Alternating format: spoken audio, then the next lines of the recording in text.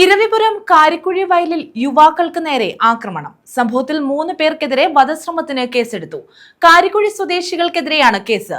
വയലിൽ ക്രിക്കറ്റ് കളിക്കാനെത്തിയ യുവാക്കളുമായി തർക്കമുണ്ടാവുകയും മാരകായുധങ്ങളുമായി ആക്രമിക്കുകയുമായിരുന്നു.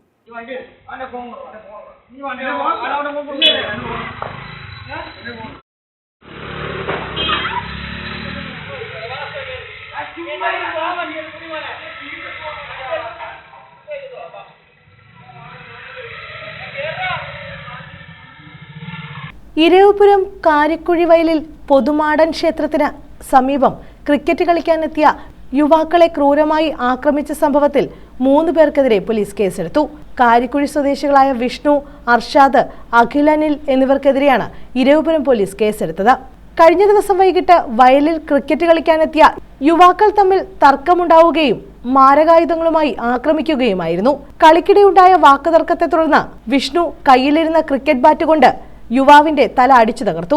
തടയാൻ ശ്രമിച്ച മറ്റൊരു യുവാവിനെ കയ്യിലുണ്ടായിരുന്ന കത്തികൊണ്ട് കുത്തി പരിക്കേൽപ്പിക്കുകയും ചെയ്തു.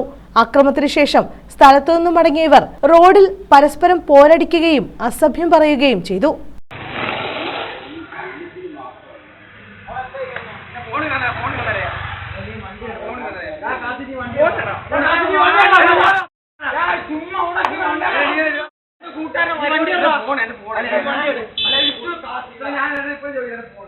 പരിക്കേറ്റ യുവാക്കൾ ചികിത്സയിലാണ്. കാരിക്കുഴി വയലും പൊതുമാടൻ ക്ഷേത്ര പരിസരവും കേന്ദ്രീകരിച്ച് സാമൂഹ്യവിരുദ്ധ ശല്യം രൂക്ഷമാണെന്നും ആരോപണമുണ്ട്.